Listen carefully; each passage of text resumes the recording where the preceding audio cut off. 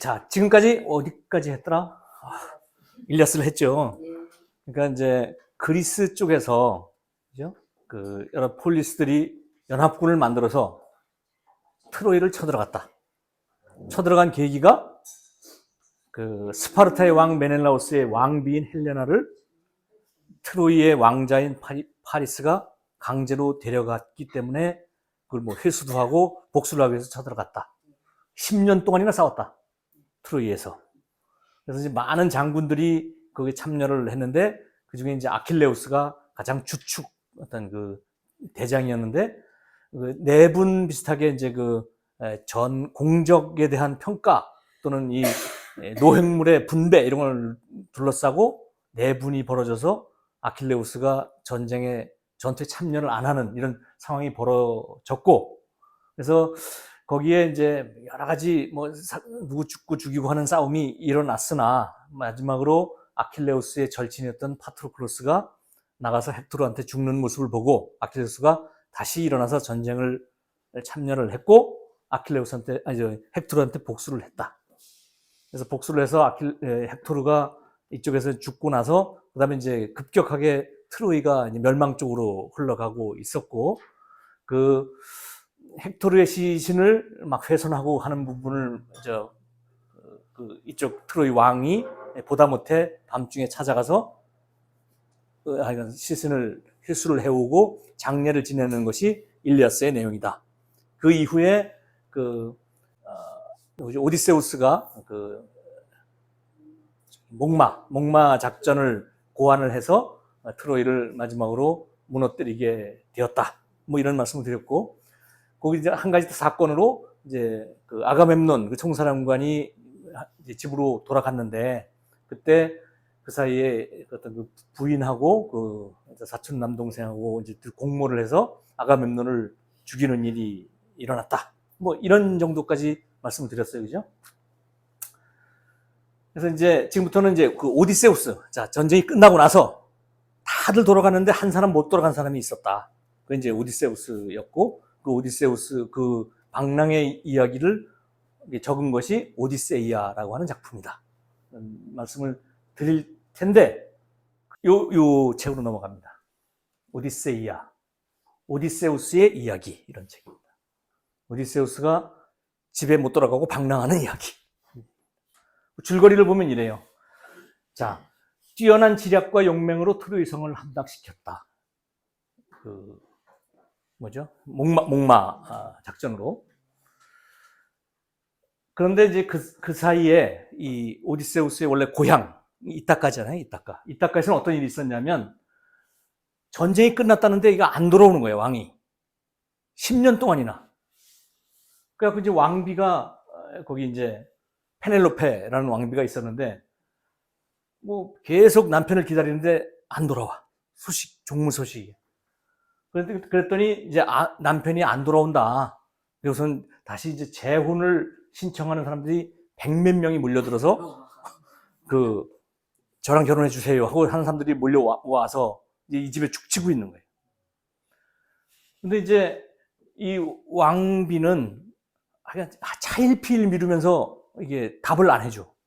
그러면서 계속 무슨 죄를 짜가지고 이게 구혼자들한테 뭐라 그러냐면 이게 우리 시아버지 수의를 지금 짜고 있는데 이 수의 끝날 때까지만 기다려달라.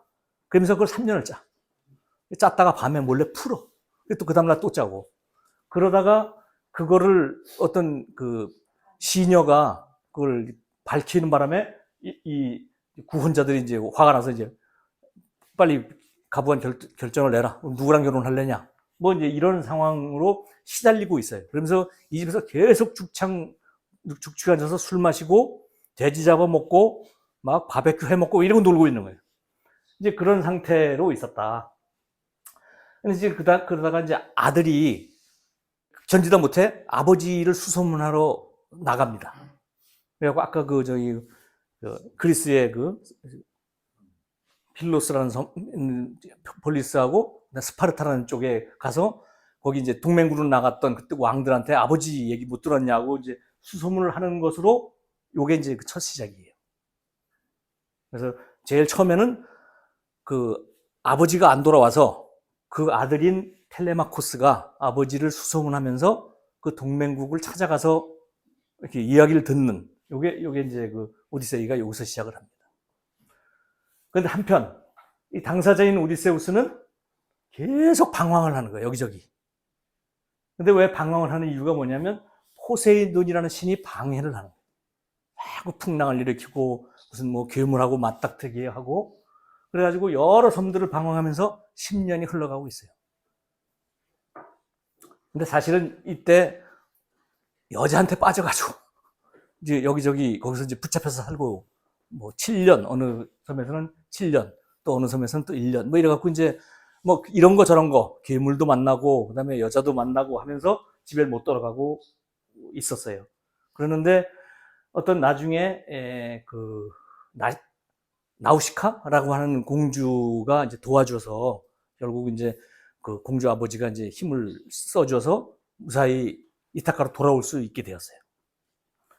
돌아와가지고 가보니까 지금 뭐 난장판이 되어 있는 거죠. 108명이 몰려들어서 집안을 거덜을 내고 있어서 여기 자기를 도와주는 신, 그다음에 이제 그 아들, 그다음에 멘토르라고 하는 어떤 신하, 에우마이오스라고 하는 돼지치기 하는 어떤 역시 신하, 뭐 자기를 어렸을 때 길러주었던 에우리클레이라고 하는 유모 이런 몇 사람들의 도움을 얻어가면서 108명을 다 죽여. 너무 끔찍하죠, 그죠? 얘가 처음에 나갈 때 수천 명을 데리고 병사를 데리고 나갔어요. 이타카에 그 조그만 섬에서. 그러니까 거기 젊은이들 다 데리고 나갔을 거야. 싹 죽고 자기 혼자 돌아왔잖아요. 그 돌아와갖고 나머지 또 거기 있던 108명 잘 나간다고 하는 그 108명 다 죽이는 뭐 이런 일이 벌어지고 돌아와서 그 나중에 이제 아버지는 왜 그런지 모르겠는데 어디서 농사를 짓고 있어. 그래서 이제 그 농사 짓는 아버지를 찾아가는 걸로 끝이 나. 요게 이제 오디세이아의 줄거리예요. 그랬는데 이제 그 108명이 그 몰살을 당한 그 집안 쪽에서 난리가 났을 거 아니에요, 그죠? 자기네 그래도 왕비한테 지금 청혼을 했던 진짜 잘 나가는 젊은이들 108명이 한꺼번에 죽었으니 그래갖고 이제 여기서 이제 막 내분이 벌어져요. 그 사람 그럴 수 있냐? 뭐 그래서 이제 전쟁이 벌어지는데 아테나 여신이 찾아와가지고 야 싸우지 말아라. 그래갖고 이제 평화롭게 뭐 해결을 봤다. 뭐 이런 얘기예요. 자, 이 사람 이름을 한번 볼까요? 아까 이제 오디세우스, 그죠? 그 배자는 페넬로페, 아들 텔레마코스, 이게 외아들이에요. 이 집은 손이 귀한 것 같아. 이 오디세우스도 외아들이, 아버지 라에르스테스도 외아들이에요. 그래서 이 집은 약간 외아들로 오는 집이었고, 요 사람 수위를 이제 짠다고 얘기를 하면서 이 양반이 그 청혼에 응답을 안 하고 10년을 버티고 있는 이런 상황이고요. 한편이 어머니는 아들을 기다리다 나중에 돌아가셔요. 이미 돌아가신 상태였고. 근데 여러 가지 신들이나 이런 그 주변 또는 인물들이 이 오디세우스를 어떤 사람은 방해를 하고 어떤 쪽은 도와주고 이런 이제 여러 가지 대결 구도가 나옵니다. 도와주는 사람들이 이런 사람들이에요. 칼립소라고 하는 어떤 여신, 키르케라고 하는 여신. 사실은 이런 사람들한테 빠져서 여기서 7년, 1년 이렇게 있었어요. 그 다음에 나우시카라고 하는 공주, 또 나우시카의 아버지 알키노스. 이런 사람들은 도와주는 사람. 또 이제 아까 그 에우마이오스, 돼지치기 하던 사람. 그 다음에 멘토르. 우리 좀 멘토라 그러잖아요. 누구죠? 여기서 나온 말이에요. 도와주는 사람. 그 다음에 어렸을 때 자기를 키워줬던 유모. 이런 사람이 나중에 오디세우스를 도와서 구혼자들을 물리쳐요. 자, 이 적대하는 사람들이 어떤 사람들이 이런 그 외눈박이 괴물. 그 다음에 뭐 머리 6개 달린 괴물. 그 다음에 바람의 신. 이게 이제 풍랑하고 이제 관계가 있으니까 이거 이제 바람의 신이 이거를 막 방해를 막 해요. 그래서 거의 다 왔는데 반대 바람이 불어가고 다시 또 흘려가기도 하고. 그 다음에 이 고운 목소리의 마녀 사이렌, 그죠? 이런 신들이 이런 이제 방해를 주로 하고. 그 다음에 또 이제 사람들 중에 이런 사람들이죠. 구혼자들. 뭐 집안 거덜내고 있고, 그 중에 이제 대표가 안티노우스라고 하는 사람이 대표였고, 이 안티노우스 아버지가 나중에 이제 전쟁을 일으킵니다. 야, 씨, 우리 아들 그 죽이면 어떡하냐 이래가지고. 하여튼 이런 쪽은 이 오디세우스의 반대파, 이런 이제 도와주는 측, 그다음에 반대하는 측들이 막 얽혀서 여러 가지 벌이는 모험 이야기가 오디세이 이야기입니다. 그 얘기 구조가 이래요. 이거는 전부 다 시예요. 아까 저 일리아스도 그렇지만 전부 다 이건 시야. 이거는 우리로 치면 이게 이제 시처럼 잘 안 읽히지만, 이거를 그 원래 그리스어, 옛날 그리스어로 읽으면 다 이게 운율이 있는 시였대요. 그리고 총 뭐 만 몇 개의 행으로 이어진 시이고, 그건 이제 24편으로 구성이 되어 있는데, 딱 절반까지, 여기까지는 그 여러 가지 그 괴물들과 만나고, 그다음에 이런 그 바다를 전전하고 하는 오디세이 이야기가 딱 절반. 나머지 절반은 그 108명을 물리치는 과정. 이렇게 구성이 되어 있어요. 근데 이제 얘기가 처음에는 아까 뭐 아들이 그 아버지를 수소문하러 간다 뭐 이러면서 이제 시작이 되는데, 처음에는 트로이를 함락하고 오디세우스가 귀국길에 올랐는데 돌아오질 않고 있다, 이라고 이제 시작이 돼요, 얘기가. 그런데 그 이유는 이 칼립소라는 어떤 그 여신한테 발이 묶여서 7년 동안 여길 못 빠져나오고 있다. 근데 신들이 이걸 가서 이제 칼립소를 설득을 해. 야, 쟤 돌아가야 된다. 그리고 또 이제 그 오디세우스한테 너 빨리 돌아가서 너네 고향을 가야지, 여기서 뭐 하고 있냐. 그러니까 이제 그때 다시 그러면 다시 돌아가려고 나오다가, 그다음에 이제 나우시카 공주를 만나서 이제 도움을 받아요. 그러면서 과거에 있었던 얘기를 들려줘. 이런 식으로 이제 얘기가 구성이 되어 있어요. 전쟁이 끝났습니다. 여기 7년 동안 발묶여 있었습니다.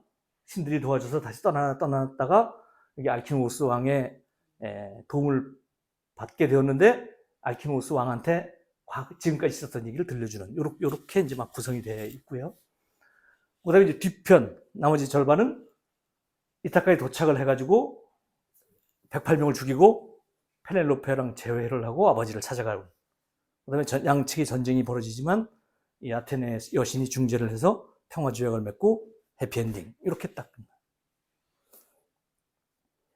자, 이 모험 얘기가 사실은 뭐 이게 아까 동화 같은 얘기들이 여기 다 들어있어요. 그래서 그거만 모아보면 되게 요래요. 별의별 데를 다 갑니다. 어떤 나라를 갔더니 여기는 이제 로토스가 연꽃이죠, 그죠? 연꽃을 먹고 사는 어떤 섬에 가. 근데 그 연꽃이라고 돼 있는데 그게 뭐 양귀비였을 거라고도 그래요. 그래서 양귀비 씨를 먹으면서 사람들이 전부 다 이렇게 나른해져 있는. 그래서 뭐 집에 가긴 뭘 가, 여기서 살지 뭐 이러는, 여기도 이제 또 들어가서 부하들을 이제 구출해서 탈출을 하는 일도 있고요. 그 다음에 외눈박이 괴물 폴리피포스를 무찌르고 탈출하는 장면이 나옵니다. 이게 좀 불쌍해요. 그 눈이 하나밖에 없는데 그 눈을 찔러. 그래가지고 장님을 만들어 놓고 탈출을 하는데, 사실은 그 외눈박이가 포세이돈의 아들이었던 거예요. 그러니까 이제 포세이돈이 난 절대 너 이제 안 도와준다. 그래갖고 이제 얘를 방해를 해서 10년 동안이나 못 돌아가고 있었다. 이렇게 이제 얘기가 됩니다. 그 다음에 이제 바람의 신으로부터 이제 무슨 자루를 받아서 여러 가지 나쁜 바람을 다 집어넣어서 이제 이거를 꼭 갖고 있어라. 그러면 이제 순풍을 타고 집에 갈 수 있다. 그래서 이제 가서 거의 다 왔는데, 그 부하들이 야, 저 주머니에 뭐가 있나? 저거 보물일 텐데. 이거 열어보는 바람에 다시 뭐 이런 일도 겪고요. 그다음에 뭐 사람 잡아먹는 식인 거인. 그다음에 이 키르케라는 어떤 신을 또 만나서 1년간 살게 되는데, 이 사람은 약간 그 마녀 비슷해. 그래가지고 이 무슨 약을 만들어서 먹이면 그 돼지로 변하는, 뭐 그래갖고 이제 부하들이 돼지로 막 변해 있는 걸 도와주는 이런 일도 벌어지고요. 그다음에 이제 나중에 그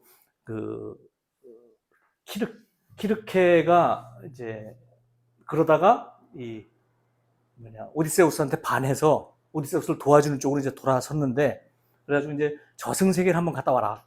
그래서 가서 저승세계에 가서 테이레시아스라는 어떤 신한테 신탁을 받고 그 예언을 듣고 거기서 이제 하라는 대로 하면 집에 갈 수 있다라는 얘기를 등게 되는 장면도 나오고요.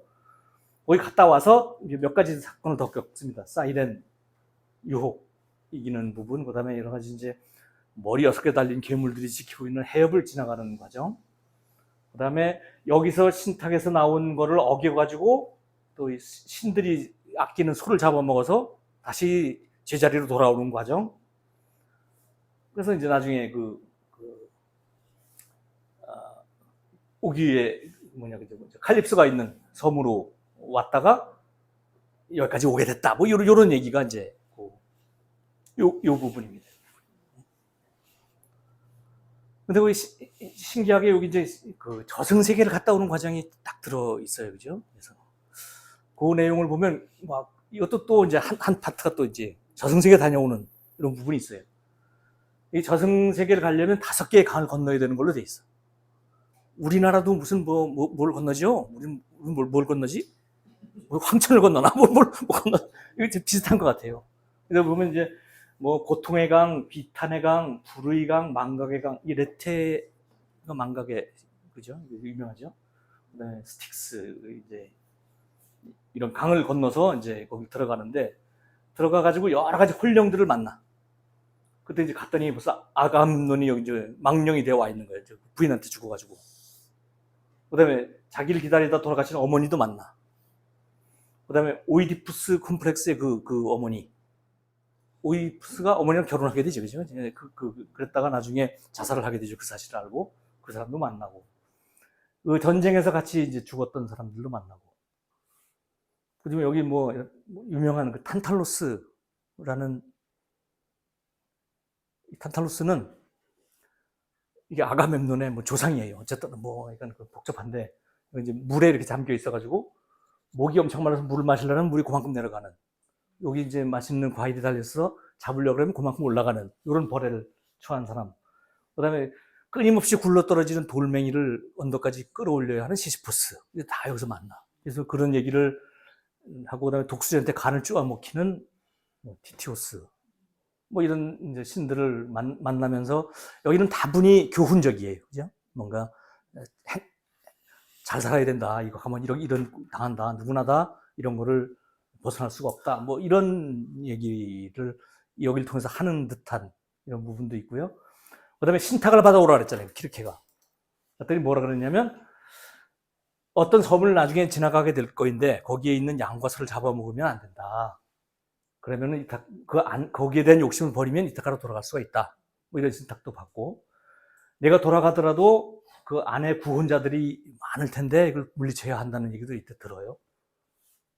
그 다음에 나중에 포세이돈한테 잘 보여라, 뭐 이런 얘기도 듣고, 뭐 이래갖고 이제 또 그 저승세계를 갔다 오는 얘기가 있습니다. 그래서 이제 이렇게 막 여러 가지 괴물들과 여러 가지 위험, 그다음에 이런 모험 이런 걸 거치면서, 또는 어떤 연정에 빠져서 이제 허송세월하는 과정까지 포함해서 10년간 떠도는 이야기. 그다음에 그 중에 어느 한 곳에서 이야기를 듣고, 그 키르케라는 여자의 이야기를 듣고 그 저승에 갔다 오는 이야기.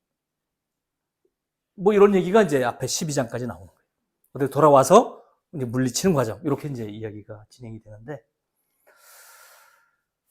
여기서 이제 대표적인 몇 가지 이제 그 대조적인 모습을 한번 확인할 수 있을 것 같아요. 이 아가멤논 참 불쌍한 것 같아요. 근데 이 오디세우스랑 많이 대조가 돼요. 이 사람은 전쟁 직후에 바로 귀국을 해. 이 사람은 10년 동안 못 귀국을 해. 이 사람은 부인이 바람을 피워가지고 자기가 살해를 당해. 이 사람은 부인이 100여 명의 구원자들한테 시달리면서도 끝까지 남편을 기다려. 매우 대조적이죠. 죽음을 당하고 나중에 이 구원자들을 물리치고 행복한 결말을 맞게 되는, 하여간 이런 대조하는 모습을 이렇게 대비시켜 보아도 좀 재미있어 보이고요.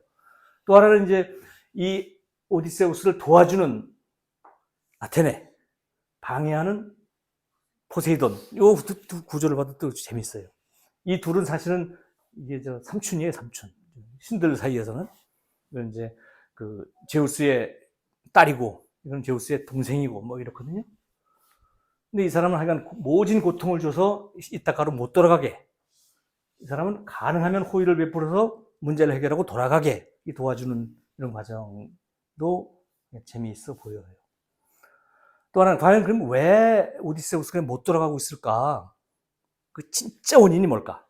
이런 걸 생각해봐도 책에서는 이렇게 신이 분노했다. 포세이돈이 분노해서 방해를 하기 때문이다.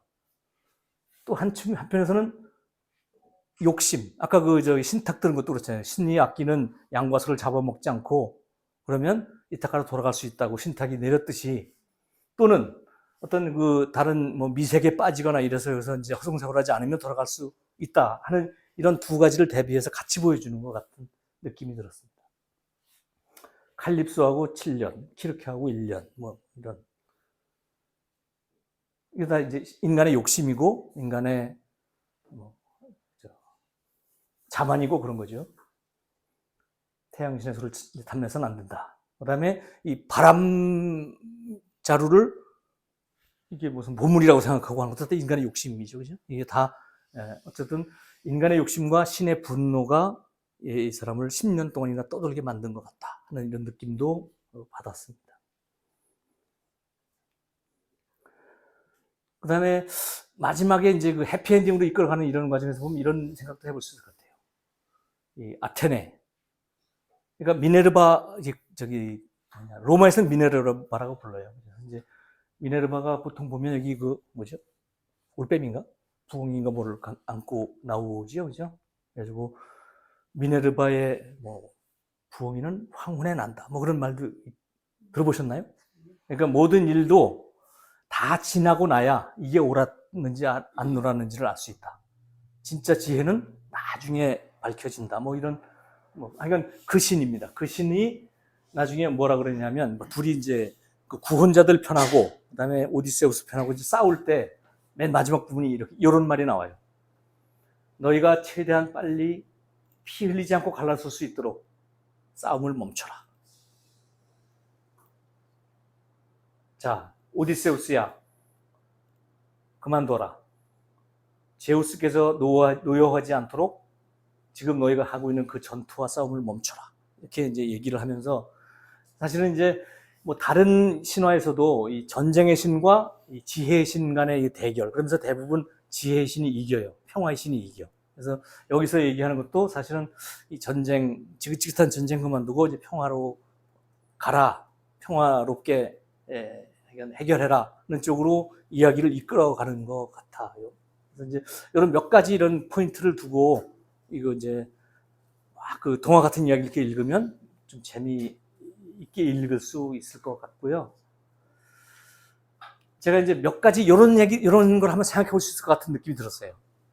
과연 이 엄청나게 많은 이런 그 살육과 그다음에 모험과 방랑과 격리와 이런 얘기를 펼쳐 놓았는데, 이 어디까지가 사실이고 어디까지가 꾸며낸 얘기일까? 이것도 한번 생각해 볼 수 있을 것 같고요.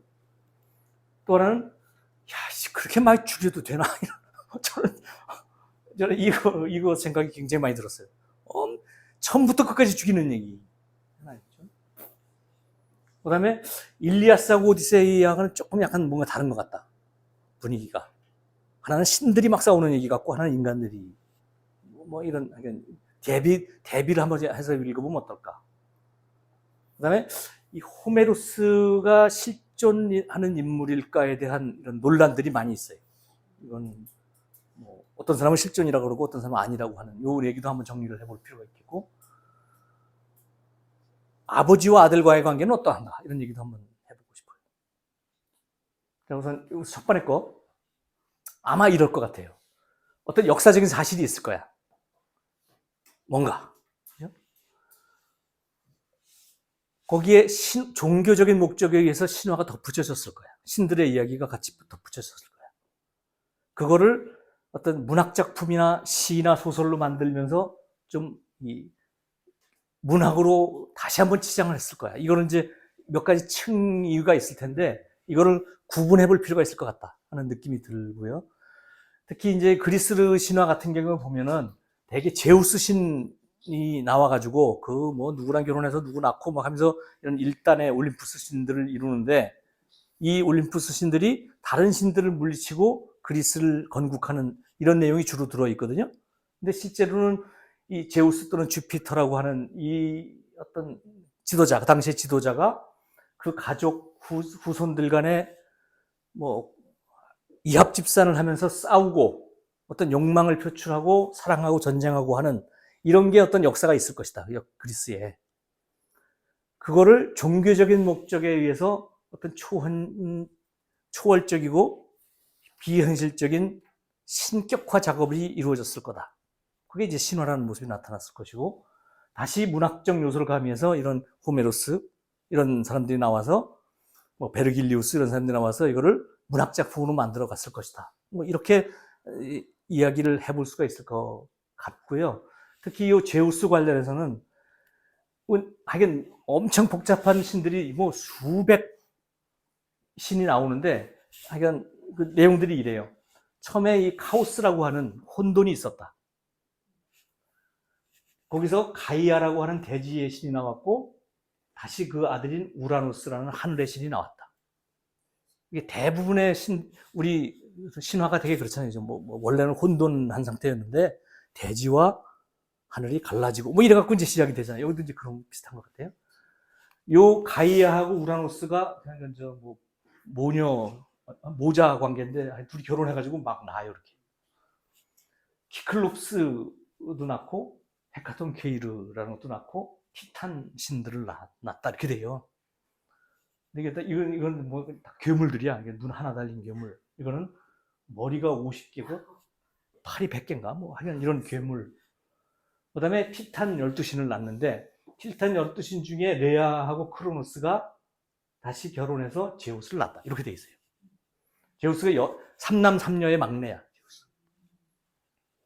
그래서 이제 이 제우스가 이제 그 중에 막내로 태어났고, 이 제우스가 이제 중심이 돼서 이 자기네 가문들을 융성시키는데, 그 뭐 누구랑 결혼하고 등등 해서 아들, 딸들 주르륵 나요. 요 신들이 올림푸스 12신이라고 부르고, 거기에 대장이 제우스. 이 제우스를 중심으로 하는 올림푸스 12신이 아까 그 키클롭스, 헤크톤, 게이르 이런 쪽하고 연합해서 티탄 12신을 물리치는 과정. 요게 이제 그리스 신화네요. 그때 이제 일부 뭐 이런 이쪽에 티탄 신 중에 일부 자손을 같이 영입하기도 하고 해서 뭔가 이 큰 세력이 이제 싸움을 해서 이쪽이 정권을 잡아가는 과정. 그 과정에서 일부 어떤 세력과 연합하는 이런 내용이 역사일 거다. 그거를 이제 신이라는 제우스를 신격화하면서 주변을 이제 신으로 하는 신화가 만들어졌다고 보여지고요. 그래서 그리스 신화는 되게 이렇게 나눠질 수가 있을 것 같아요. 제우스를 중심으로 하는 그 형제 자매들 이쪽이 이제 총 이제 어떤 이야기들을 이끌어가는데 거기 후손들이 세운 여러 가지 또 곁가지 이야기들, 그 다음에 민간 전설에서 나오는 여러 가지 괴물 이야기들 이걸 합친 게 그리스 신화다. 그래서 이 신도 여러 가지 막 계층이 있어요 보면.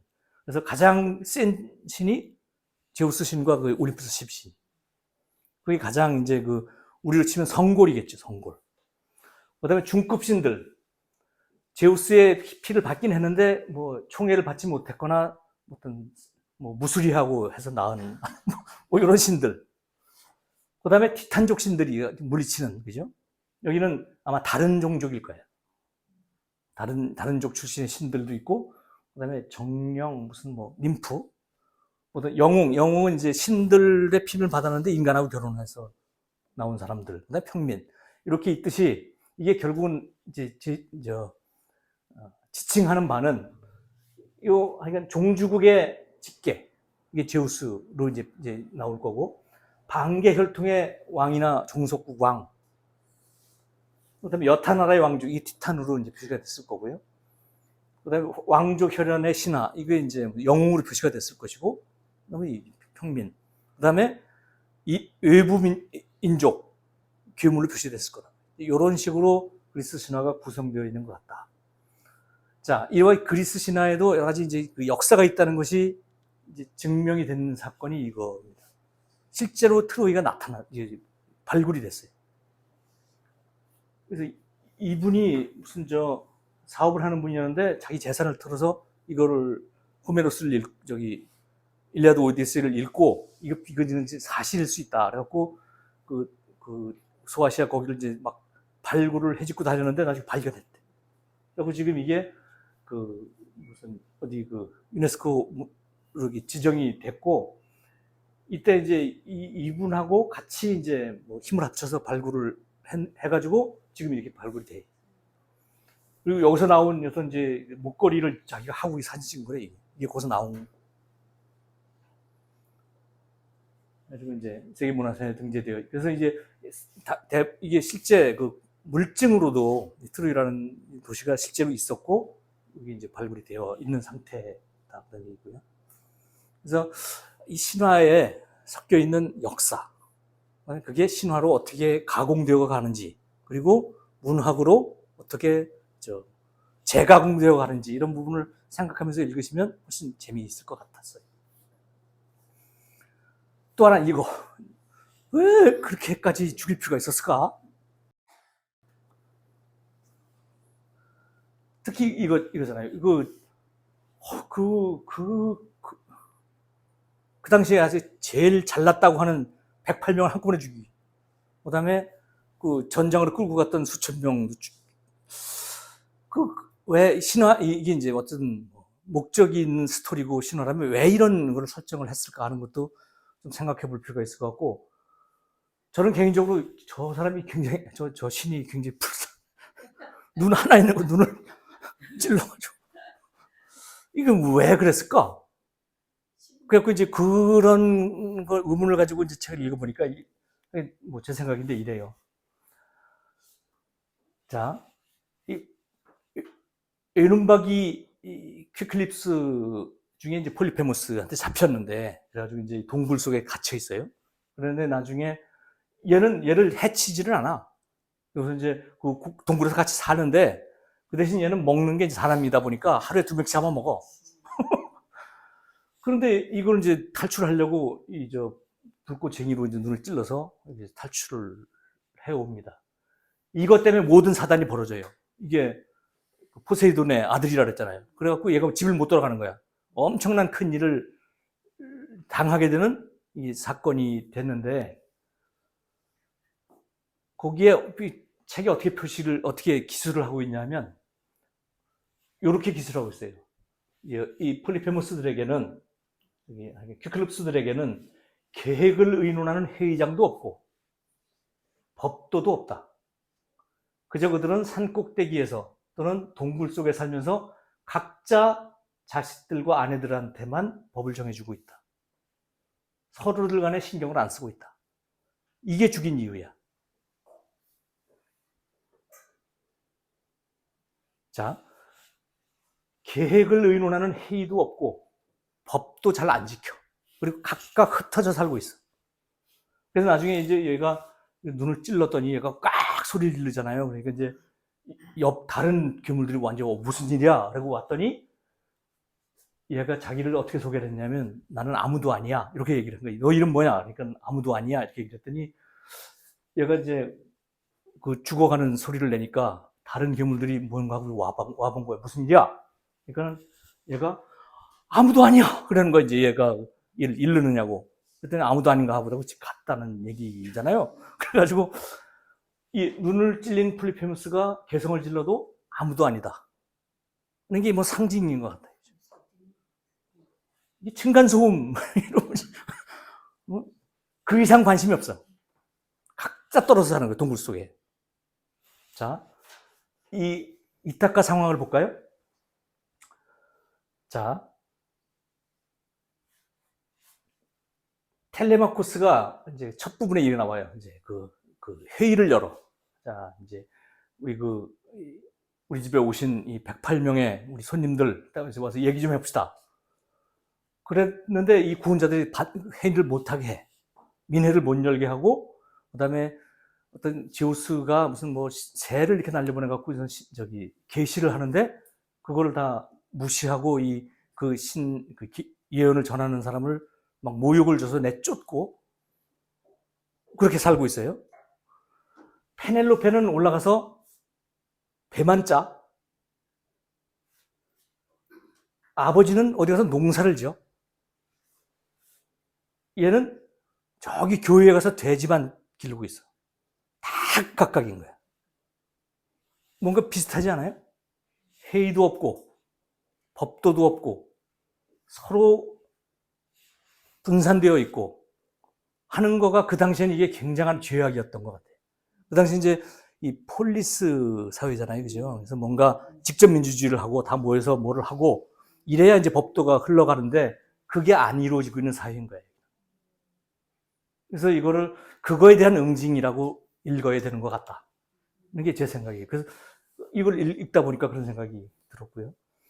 인간 간의 소통도 없고 신과의 소통도 없고 각자 흩어져 있는 사회에 대한 경종 또는 그런 사회에 대한 응징 이렇게 봐야 되는 것 같다. 그래서 그런 걸 이제 테미스라고 그러는데 테미스. 이것도 이제 신의 이름이에요. 아까 그 티탄 12신 중에 한 명이야. 이 테미스는 소통을 의미하고 그다음에 어떤 공동체를 의미하는 것 같아요. 그래서 질서, 공정함, 법 이걸 담당하는 신의 이름이 테미스고 그래서 이제 테미스 신을 이렇게 표시하기도 하고 그다음에 테미스의 딸인 디케를 이렇게 표시하기도 하는데 어쨌든 이 폴리페모스의 그 사회도 그렇고 오디세우스가 이제 돌아오지 않고 있는 그 이타카의 상황도 테미스가 사라진 사회다. 소통이 사라지고 공동체가 없어지고 다른 사람한테 관심 갖지 않는 각자의 동굴 속에서 살고 있는 그런 거에 대한 응징, 그런 거에 대한 경고를 이렇게 표현한 것으로 저는 생각했어요. 그래서 만약에 우리 사회가 이렇게 테미스가 사라진 사회라면 어쩌면 오디세우스의 칼이 내려올 수도 있어요. 그래서 우리가 가끔 이게 책을 같이 각자 읽으면서도 같이 모여서 이런 얘기를 하는 게 사실 테미스를 복원시키고자 하는 거다. 이렇게 볼 수도 있겠다는 생각이 드는 거죠. 그래서 이제 그 테미스가 다시 그 제우스랑 결혼해가지고 또 딸을 낳는데 그게 이제 디케라는 딸을 낳아요. 그래서 디케는 되게 모습이 이래요. 눈을 가리고 저울을 들고 한 손에 칼을 들고 있어요. 이 법은 이래야 되는, 법과 정의는 이래야 된다는 거죠. 이게 어떤 공평무사해야 된다. 내 편이라고 도와주고 이러면 안 된다. 그리고 매우 균형을 잡아야 된다. 이게 사라지면 응징해야 한다. 그런 걸 상징한다고 그래요. 그래서 우리 그 법원에 가면 다 요게 있죠, 그죠?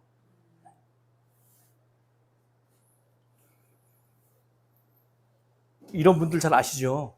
요새 이제 다 자기 당을 만들겠다고 하는데 이 사람들이 쓴 책이 디케의 눈, 디케의 눈물.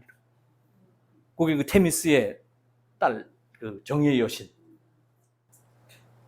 아까 이게 신들의 계보를 내가 몇 가지 장표를 그렸는데 보면 이런 거예요. 아까 카오스, 가이아, 우라노스, 티탄 12신, 그 중에 크로노스를 레오랑 결혼해서 제우스를 낳고 6명을 낳고 요들이 중심이 돼서 올림푸스 신이 되었고 이 올림푸스가 요 티탄 12신을 물리치고 이제 그리스를 건국했다. 뭐 이렇게 되는 거죠. 요 테미스가 여기에 있어요. 그죠? 테미스 제우스가 결혼해서 이 디케를 낳았다. 이게 이제 정의의 여신이다. 그러니까 이렇게 연결되는 것 같았습니다. 또 한 가지 포인트. 자, 일리아스와 오디세이를 우리가 이제 같이 읽었는데 많이 좀 달라 보여요. 하나는 여러분들은 누구한테 감정이입이 되시던가요? 이게 그리스 쪽하고 트로이 쪽하고. 회장님은 누구 편을 들고 싶으시죠?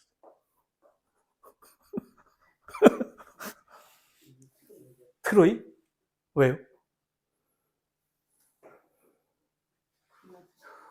그건 여자 잡아간 쪽인데? 저도 옛날에 있을 때 자꾸 트로이가 마음에 들더라고요. 그리고 헥토르가 저는 마음에 들고. 근데 사실은 뭐 그리스 아가멤논이 또 대장님이신 것 같고, 거기 아킬레우스가 진짜 잘 싸우는 멋진 용사인 것 같고, 메넬라우스는 피해자인 것 같고, 막 이래서 이 어느 쪽이 착한 나라, 나쁜 나라가 잘 구분이 안 돼. 여기는. 일단.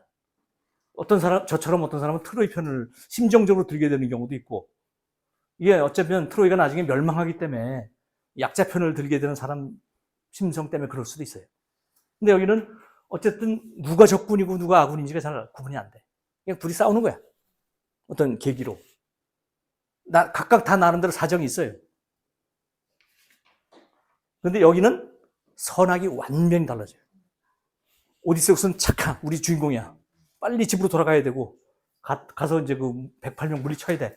이 108명 애들은 엄청 나쁜 짓을 많이 해요. 가서 막 돼지 잡아먹고 막 술 먹고 거기 저기 무슨 저 홈리스 오면 막 혼내고 뭐 무례하고 오만하고, 그다음에 이제 아들이 이제 그 아버지를 수소문해서 갖다 랬잖아요. 그거를 죽이려고 이제 그 자객을 막 보내기도 하고 온갖 나쁜 쪽에, 이 사람은 처음부터 끝까지 나빠. 오디세우는 처음부터 끝까지 어쨌든 고난을 겪지만 우리 편인 것 같아. 근데 이제 피와 구분이 확실해요. 여기는 좀 많이 달라요. 이거는 굉장히 비극적이에요. 모두가 다 죽어. 그죠? 헥토르도 죽고, 프리아모스도 죽고, 아킬레우스도 죽고, 뭐 이기고 돌아간 아가멤논도 죽고, 이게 굉장히 비극이에요. 굳이 따지면. 여기는 약간 웃기는 얘기들이 많이 나와. 막 그 거지가 나와서 막 싸움을 해서 혼내기도 하고 뭐 그래갖고 이게 이 어떤 비극, 이거는 약간 희극이 가미된 비극 뭐 이런 느낌이고요. 또 하나는 여기는 모든 사태의 주도를 신들이 다 해. 인간은 약간 아바타, 신들의 아바타처럼 나오고 그려지고 있고, 여기는 신이 조연이야. 예, 아테네가 이제 쫓아가서 오디세우스를 이렇게 해라, 이렇게 해라, 뭐 이러기도 하고, 야, 이제 도와줘라, 이렇게 여기 서었다라면 얘가 다 알아서 신이 처리를 했을 것 같아. 매우 달라요. 그래서 어떤 사람은 이걸 보고, 야, 이거 한 사람이 쓴 거 아닌 것 같다, 이렇게 얘기를 하기도 해. 그래서 호메로스라고 하는 한 사람의 인물이 있었던 게 아니다. 이건 여러 명이 쓴 거를 합쳐놓은 거다. 이게 다르지, 이렇게 얘기하는 사람도 있어요. 근데 어쨌든 시기적으로도 이게 앞이고 이게 뒤잖아요. 그러다 보면 이게 뭔가 신중심 사이에서 인간 중심 사이로 넘어가는 것 같기는 해요. 더 뒤에서 나오는 그 아이네아스라고 하는 이 부분은, 이건 이제 여기서 트로이에서 이제 트로이가 불타고 함락되고 살아남은 한 그 프리아모스의 사위가 일단을 이끌고 그 이탈리아로 가서 로마를 건국하는 얘기예요. 여기는 거의 대부분 신도 나오지만 인간이 거의 다 해. 점점 뒤로 가면 갈수록 신에서 인간으로 흘러가는 것 같은 느낌이 들어요. 그래서 그런 면에서도 차이가 있고, 이거를 이유로 호메로스가 한 사람은 아닌 것 같다, 이렇게 얘기하는 사람도 있어요. 이어서 그 얘기를 해볼게요. 그래서 뭔가 이 사람을 어떤 상징적으로 신격화한 것 같다라는 얘기도 있는데, 또 그렇지 않다는 주장도 만만치 않고 있어요. 또 하나 이제 약간 주목할 만한 게 이런 게 있는 것 같아요.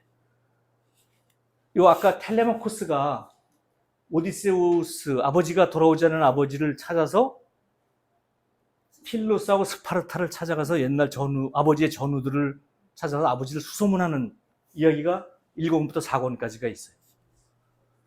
이 전체 나머지 오디세우스 얘기하고는 약간 동떨어진 얘기예요. 오디세우스가 방랑하다가 뭐 이렇게 하고 누구 뭐 연애도 하고 하다가 이타카에 돌아와서 108명을 죽이고 다시 이제 평화를 회복하는, 난데없이 아들 얘기가 딱 1권에서 4권에 있는 거가 뭔가 이게 부자연스럽다, 이거 다른 사람이 쓴 거 갖다 붙인 거 아니야? 이렇게 보기도 해요. 그래서 여기 보면 이 여행을 통해서 텔레마코스가 성숙하는 것을 보여주려 했다. 또는 이제 그 아테네가 이제 그런 얘기를 해. 텔레마코스 가서 너가 이제 이런 아버지를 찾아가서 뭐 성숙한 인간이 되어 돌아와라, 이런 얘기도 하고 뭐 그렇게 얘기를 하는데, 실제로 가서 하는 걸 보면 가서 대접받고 와. 그러니까 메넬라우스랑 그다음에 이 네스트로, 이런 그 아버지의 전우들을 찾아가 가지고, 왕들을 찾아가서 그 아버지 얘기를 듣긴 듣는데 대부분 가서 이제 뭐 대접받고 무슨 저 축제에 참가하다가 돌아와요. 그래서 아버지 뭐 특별히 무슨 이야기를 듣고 오는 것도 아니고 특별히 성숙해서 돌아오는 것 같지도 않아. 그런데 옆에 딱 붙어 있어, 앞에 105부터 4권까지. 그래서 이걸 가지고 호메로스가 다 쓴 거 아닌 것 같다, 이렇게 얘기하는 사람도 있어요. 그런데 뭐 저는 뭐 또 어떤 쪽, 뭐 전원이라기보다는 저도 이제 조사한 내용인데 이렇게 설명하는 게 저는 약간 수긍이 갔어요. 뭐냐면 현실 세계가 있잖아요. 그죠? 트로이에서 이타카로 돌아가려고 하다가 헤매고 있는 거예요. 그런데 거기 헤매는 그곳은 전부 다 이런 곳이야. 신들의 세계예요. 그죠? 그래서 뭐 키르케를 만나고 칼립소를 만나서 7년 동안 뭐 하고 뭐 어쩌고 이러고 살고 있어. 그러다가 그 중에 사후세계를 또 가게 되는 뭐 이런 중층적인 구조가 있는 것 같고, 이 오디세이아는 요 비현실과 방황과 격리의 세계에서 헤매던 오디세우스가 현실 세계로 돌아오는 과정을 그리고 있는 거예요. 그죠? 그러면서 그 사이에 지하 세계를 한번 다녀오는 이런 구조가 있는데, 자, 텔레마코스가 필로스랑 스파르타를 가는 내용을 이렇게 잘 읽어보면 되게 여기 얘기를 하는 것 같아요. 물론 현실 세계에 있는 그 동맹국을 찾아가지만 내용이 그래요. 그 네스트로를 찾아갔을 때 그 모습이 올림푸스에 계신 궁정하고 똑같았다, 이렇게 표현을 해. 그다음에 메넬라우스, 스파르타를 찾아갔는데 그때 헬레나가 이제 메넬라우스 찾아왔잖아. 그래가지고 이제 헬레나가 나오는데 보니까 아르테미스 신과 같았다, 그 모습이. 이렇게 얘기를 해. 그래서 뭔가 이 텔레마코스가 아버지를 격리의 세계로부터 현실 세계로 데려오는 어떤 이 모티프, 그 다음에 어떤 상징, 이것을 텔레마코스가 여기를 찾아가는 거랑 딱 대비를 시켜 놓은 것 같다. 그래서 이거는 동떨어진 얘기라고 보지 않아도 좋을 것 같다. 그리고 또 하나 이제 뒤에서도 말씀드리겠습니다만, 아버지가 아들을 찾아가는 이야기. 나중에 그 오디세우스가 돌아가서 자기 농사 짓던 아버지를 찾아가는 얘기가 앞뒤에 딱 붙어 있어요. 이 구조적으로도 이거를 별도의 얘기라고 굳이 안 해도 될 것 같다. 뭔가 그렇게 생각해 보면 매우 잘 짜여진 하나의 스토리라고 볼 수도 있을 것 같다 하는 생각도 들었어요. 뭐가 맞는지는 모르겠어요. 저는 하긴 이쪽에 약간 그런 느낌이 들었고, 그다음에 이제 아까 얘기했죠. 그 나우시카 공주가 도와줘서 나우시카 공주의 아버지한테 과거에 내가 겪은 모험 이야기를 해주는 걸로 이제 이야기가 진행이 된다 그랬는데, 그때 거기에 어떤 시인이 나와요. 데모도쿠스라는 시인이 나오는데, 여기 나와가지고 이제 이 시인이죠. 이게 하프라 그러죠, 리란가 뭐 이렇게 타면서 그 노래를 들려주는 거예요. 그래서 트로이 얘기를 들려주는데, 그 얘기를 듣고 있던 이 오디세우스가 눈물을 터뜨리는 거예요. 요 사람이 바로 그 호메로스를 상징하는 그 사람으로 나오는 것 같아요. 보면 지극한 사랑을 받아 시력을 잃은 대신 아름다운 목소리를 받은 데모도코스, 이렇게 나오는데 이게 딱 자기 얘기를 하는 것 같아요. 그래서 이런 거를 읽어봐도 되게 재미있었고요. 그다음에 이제 아버지와 아들 얘기. 자, 처음에 일리아스가 시작이 어떤 사제가 크리세스라는 어떤 여자, 자기 딸을 찾아서 아가멤논한테 가서 돌려주세요 하는 것으로 시작이 된다 그랬죠. 마지막에 끝날 때 헥토르의 시신을 찾아서 아버지가 목숨을 걸고 찾아가는, 아킬레우스를 찾아가는 걸로 끝이 납니다. 그냥 이 자식을 위해서 목숨까지 거는 아버지의 모습이 양쪽에 첫 장면에 나오고 마지막 장면에 나와요. 자, 여기는 오디세이, 지금 아까 말씀드렸듯이 텔레마코스가 아버지를 찾아서 수소문을 하기 위해서 떠나는 요게 나오고요. 맨 마지막 장면은 돌아온 오디세우스가 농사 짓고 있는 아버지를 라르테스를 찾아가서 상봉을 하는 것으로 끝이 나. 뭔가 여기 보면 막 찡하기도 해요. 그죠? 이 자식을 위해서 목숨을 버리는 아버지. 그 다음에 결국은 찾아가는 아들.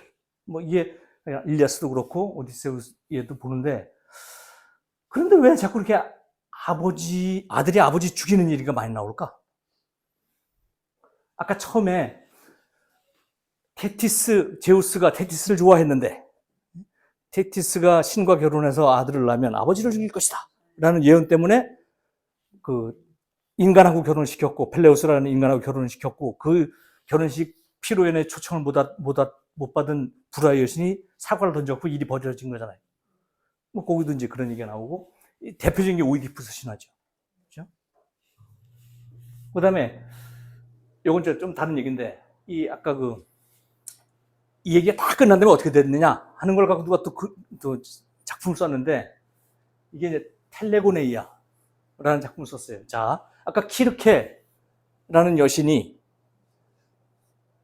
처음에는 돼지로 막 바꾸고 뭐 이렇게 괴롭히다가 이 오디세우스한테 반해서 1년 동안 같이 살고, 사는 동안에 저기 지하세계 좀 갔다 와라 이렇게 얘기했던 그 키르케가 나중에 이 오디세우스가 간 다음에 아기를 낳아.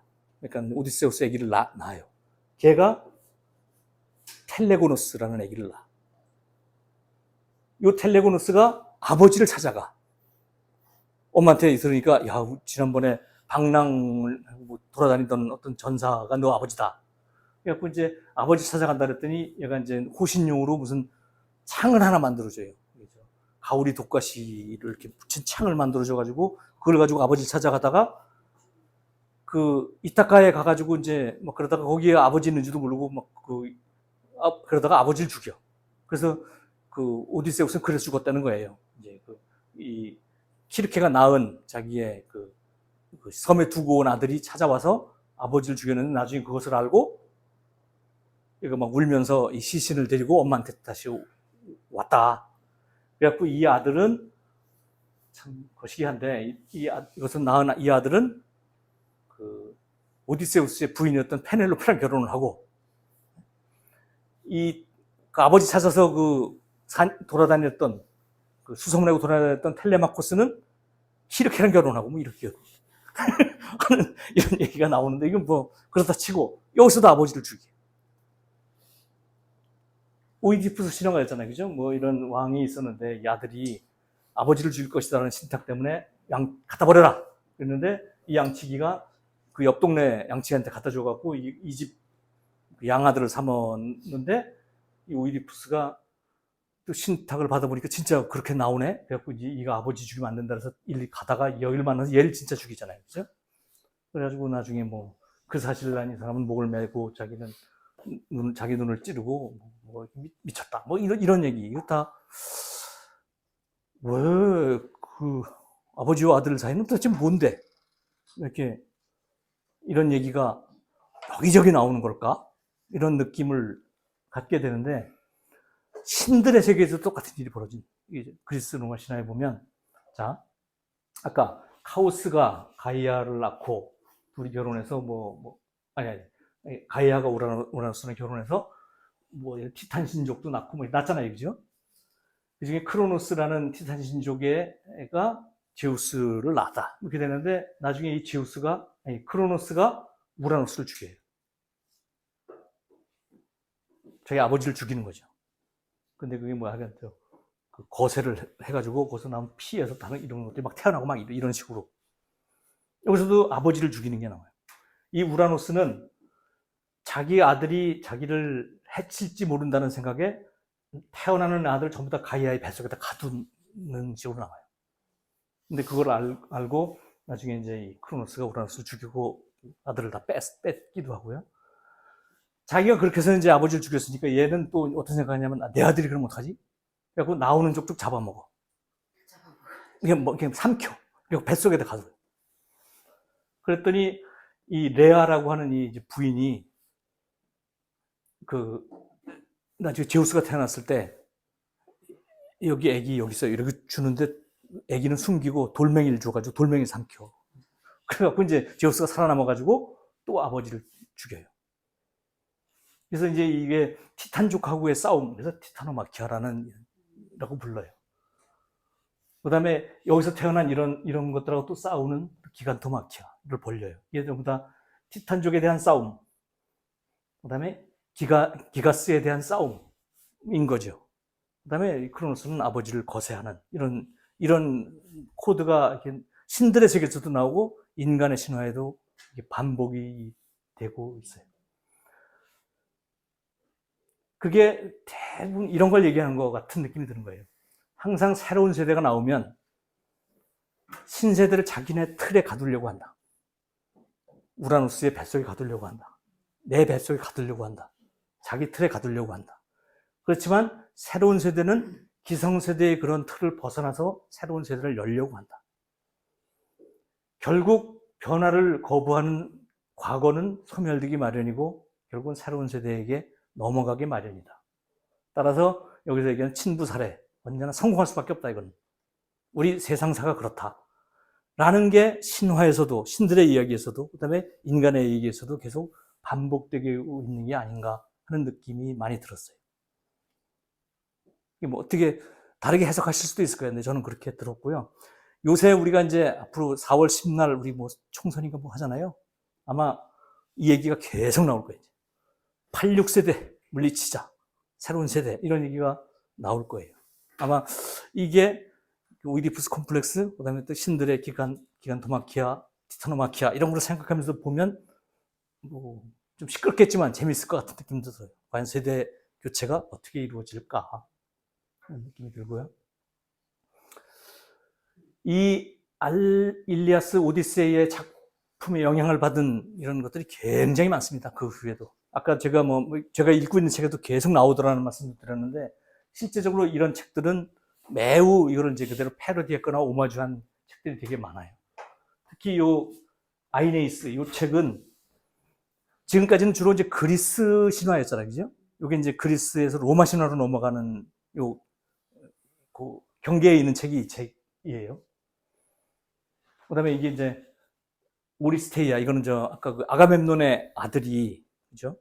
그 엘렉트라한테 도움을 받아가지고 어머니와 그 아이기스토스를 죽이는 그 얘기도 있고요.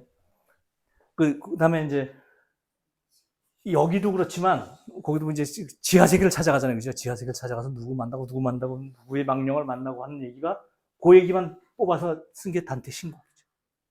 매우 그거랑 유사한.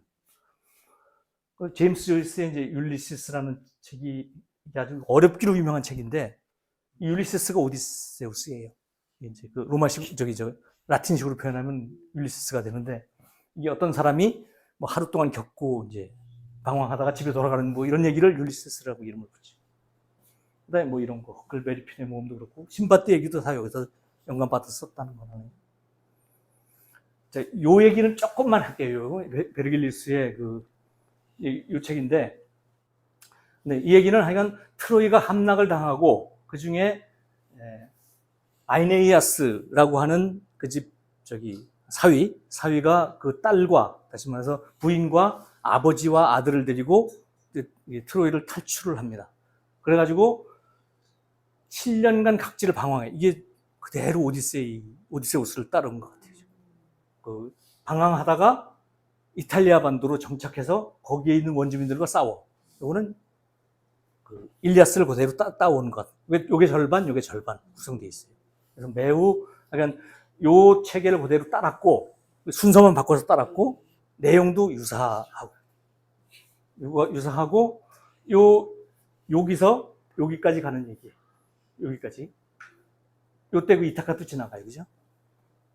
뭐 오디세우스는 10년간, 얘는 7년간 이렇게 돌아다니고, 그 중에 요 카르타고에 가가지고, 뭐 디토인가 누군가 어떤 여왕하고 또 사랑을 하는 이런 아주 비극적인 사랑 이야기도 나오고, 이게 지금 매우 이 오디세이아하고 일리아스를 그냥 그대로 따라서 이게 이제 로마 건국설화를 만들어낸 이런 이제 작품도 있어요. 그게 이제 이 책이니까, 요 일리아스 오디세이아 읽으신 후에 이걸 읽으면 매우 재미있게 읽으실 수 있고, 이제 그리스 신화가 로마 신화로 넘어가는 과정도 이해하실 수가 있을 것 같아요.